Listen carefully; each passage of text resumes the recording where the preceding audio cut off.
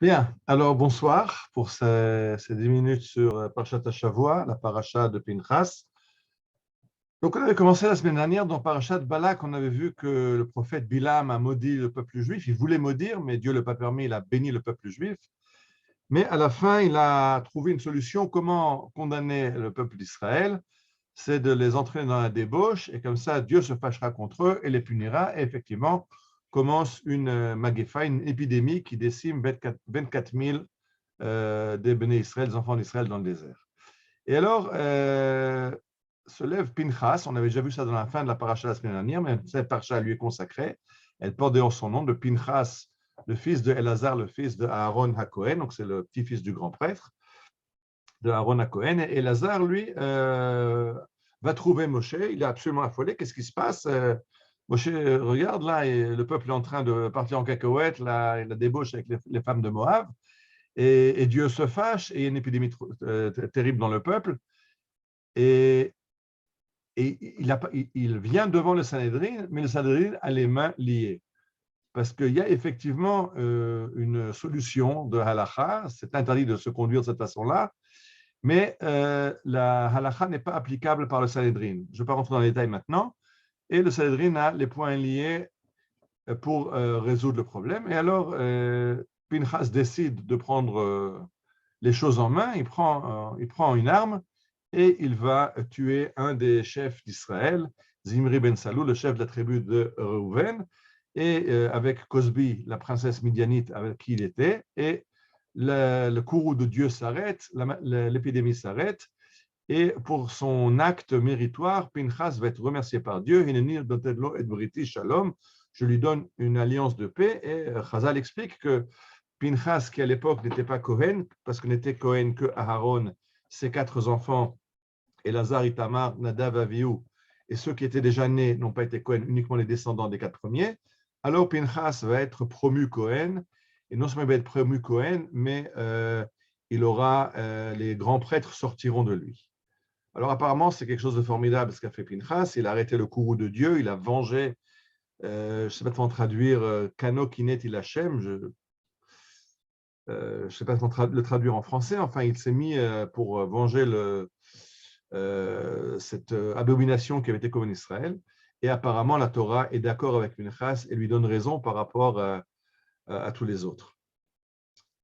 Mais si on regarde de la façon dont Chazal, dont les rabbins, dont les chachamim de l'époque de la Mishnah du Talmud comprennent ce qui s'est passé chez Pinchas, ce n'est pas aussi évident que ça. Et le Rav Tzouda faisait toujours très attention que cette action de Pinchas, elle a été méritoire et Pinchas a été remercié pour ce qu'il a fait, mais ce n'est pas un enseignement que c'est comme ça qu'il faut se conduire. Ce n'est pas chacun qui voit un état de conduite qui ne lui plaît pas, doit prendre des armes et commencer à régler ça dans le sang ou de prendre les lois, se sentir le vengeur ultime.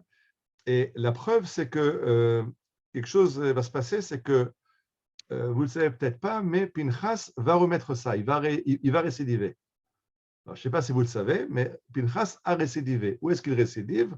Dans le texte que les Chachamim nous ont fixé pour être la Haftara. Donc après la paracha de Balak ce Shabbat, de Pinchas ce Shabbat, on lira comme Haftara, on ne lira pas la Haftara de la paracha, puisqu'on est dans les 3 semaines du deuil de Tisha B'Av.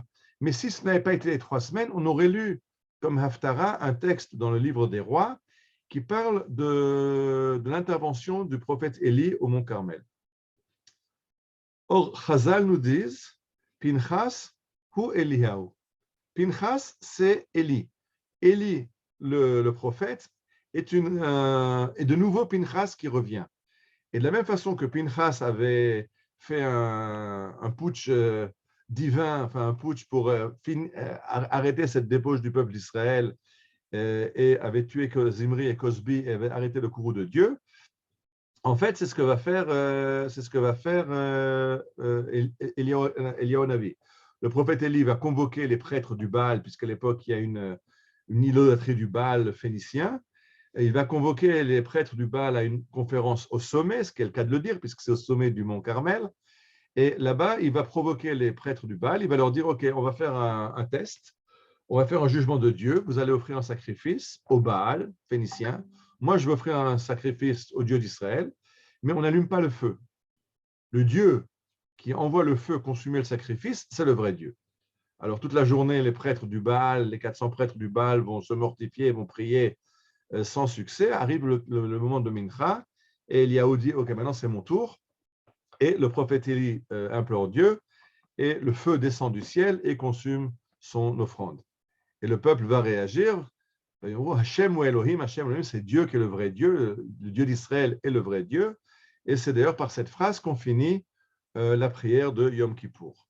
Donc on voit, et ce que fait après la conséquence de cette action, c'est que Élie va faire conduire les faux prophètes, les prophètes du Baal, et va les faire massacrer à côté de la rivière de Kishon.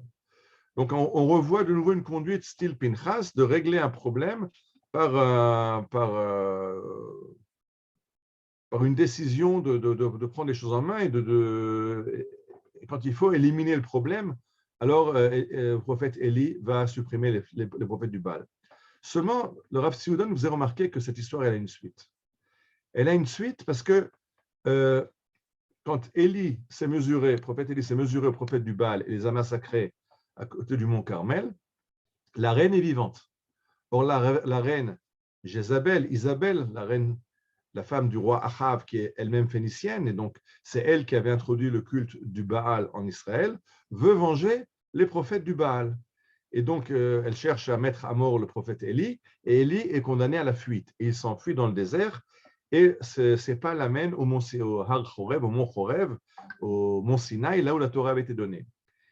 Et là-bas, nous fait remarquer le Rav Tzvi Yehuda, Dieu interpelle Eliyahu Navi. Je vais vous lire les versets. Vayavo sham el ha'me'ara, vayalen sham, vehine dvar Adonai elav, vayomer lo ma lecha po Eliyahu.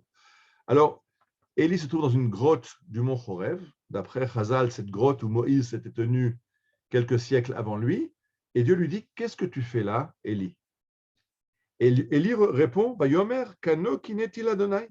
Je me suis senti porté de volonté de venger cet affront fait à Dieu, qui azvu britra bnei Israël, parce que les enfants d'Israël ont quitté l'alliance, et misbechotecha harasu, ils ont détruit tes autels, et neviecha argu becharev, ils ont tué tes prophètes par le glaive, veivater ani levadi, et moi je suis le seul qui a survécu du massacre de tes prophètes, veivakshu et nafshi le karta, et même moi ils veulent maintenant me tuer. Et le Rav Tzvi Yehuda a amené le Midrash Rabbah. Donc un Midrash de Chazal, des rabbins de l'époque romaine, qui dit la chose suivante. Dieu dit à Eliyahu Navi, qu'est-ce que tu fais là? Eliyahu répond, mais j'ai voulu venger ton honneur, j'ai voulu régler ce problème d'idolâtrie qui sévissait en Israël. Ah, d'accord. Qu'est-ce qui a été le problème? Alors il y répond, qui azvu britra, les enfants d'Israël ont quitté ton alliance.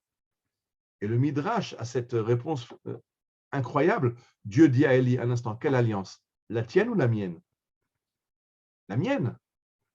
Alors, ce n'est pas tes oignons, de quoi tu te mêles? Alors, Élie continue. Ils ont détruit tes autels. De nouveau, Dieu demande à Élie, quels autels? Les tiens ou les miens?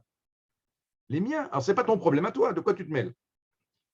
Alors, Élie répond, ils ont tué tes prophètes par le glaive.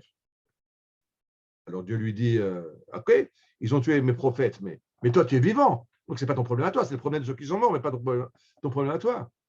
Et alors Eliyahu répond, maintenant c'est ma tête qui est mise à prix, il cherche à me tuer moi aussi. Alors Dieu lui répond, c'est ça ton problème? Tu as peur pour ta tête? C'est-à-dire que ce que Dieu avait accepté de Pinchas, et Pinchas avait été récompensé, Dieu le refuse à Eliyahu. C'est-à-dire que c'est très problématique, cette volonté de vouloir décider qu'on va faire un putsch et on va résoudre le problème par la force. Et c'est pour ça, disait Rav Tzvi, il faut faire très attention. Que d'un tout côté, la Torah nous dit que ce qu'a fait Pinchas, c'est formidable, et Pinchas va recevoir la prêtrise, la keuna, et Pinchas va recevoir keunat olam, il va être grand, ses descendants seront grands prêtres, et Dieu glorifie cette action. Mais disait Rav Tzvi, ce n'est pas par hasard que les Chachamim nous ont mis en vis-à-vis comme Haftara, la Haftara du livre des rois, qui parle d'Eliyahu Navi, en disant qu'Eliyahu Navi, c'est la continuation de Pinchas. Mais quand Eliyahu Navi va le faire, Dieu ne va pas accepter. Et ce que expliquait le Rav Tzouda, pourquoi Dieu n'accepte pas cette conduite d'Eliyahu Hanavi, parce qu'Eliyahu Hanavi a accusé le peuple juif. Or, Dieu n'accepte pas un prophète qui accuse le peuple juif. On voit ça aussi dans le livre d'Isaïe, de Yeshayahu, où Dieu cherche un prophète à envoyer au peuple d'Israël, et Yeshayahu commence à accuser le peuple d'Israël. Et alors Dieu lui envoie un ange qui prend une braise brûlante et lui brûle la bouche, on lui brûle la langue, en disant c'est pas pour ça que j'ai besoin de prophètes. Les prophètes, on l'a appris de Moshe. Quand Dieu veut détruire Am Israël après la faute du veau d'or, alors Moshe intercède pour sauver le peuple juif. Le rôle du prophète, c'est d'intercéder pour le peuple juif et pas d'accuser le peuple juif. Alors, quand on vient et qu'on commence à accuser, ça devient une kina qui est psoula, qui n'est pas acceptée par Dieu. Alors, ce qu'a fait Pinchas, qui n'a pas voulu faire porter le blâme à Israël, juste à Zimri et à Cosbi, et qui a réglé le problème, c'était glorifié par la Torah. Mais quand Eliyahu Hanavi va dire que le peuple juif a quitté l'alliance, que le peuple juif se conduit mal, que le peuple juif détruit les autels, tue les prophètes, Dieu dit arrête là. Je ne suis pas venu pour t'écouter. Alors si c'est comme ça, et dans la suite de l'histoire, juste après que Dieu lui ait demandé qu'est-ce que tu fais, et que Eliyahu soit justifié, ce qui se rappelle la suite, c'est que Dieu lui dit, tu vas aller à Avel Mechola, tu cherches un gars qui s'appelle Élisée, et il va te remplacer. C'est-à-dire que là, Eliyahu Hanavi perd sa mission. À partir du moment où il comprend son rôle comme le rôle d'être l'accusateur d'Israël, Dieu lui dit c'est fini, tu arrêtes, maintenant tu vas être remplacé par Elisha, et c'est la fin de la mission de Eliyahu Hanavi. Et le Rav Tzouda faisait très attention à ça, que c'est très dangereux. C'est pour ça que d'un côté, il faut savoir que ce qu'a fait Pinchas, c'est bien, mais connaître les limites. On n'est pas là pour prendre nous-mêmes les rênes et diriger. La Torah nous donne des règles et on ne peut pas régler tous les problèmes par un coup de baguette magique. Ça peut être très problématique. Alors, il faut comprendre la grandeur de Pinchas, mais comprendre qu'il y a aussi des risques. Voilà, je coupe l'enregistrement et on reste entre nous.